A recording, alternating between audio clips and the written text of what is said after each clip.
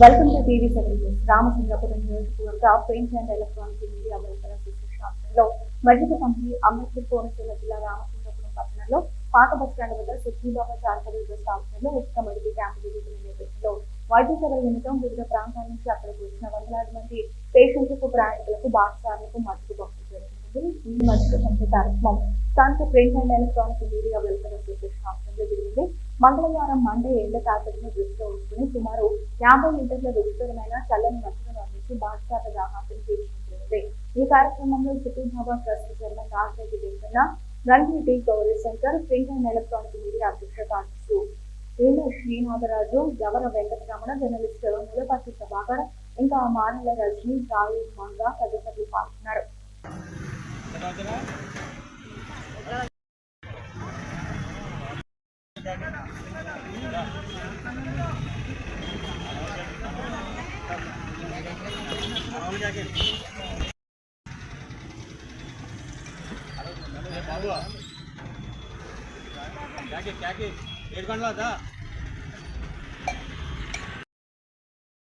పేరు రంజిరెడ్డి గౌరీ శంకర్.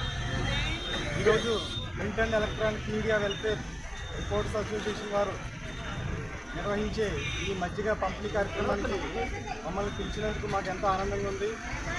వేసవి దృష్ట్యా ఎంతోమంది ఇక్కడ ఈ బస్టాండ్ ప్రాంతం, ఇక్కడ ఎంతోమంది ప్రయాణికులు నిత్యం బస్సులు ఎక్కుతూ దిగుతూ ఉంటారు.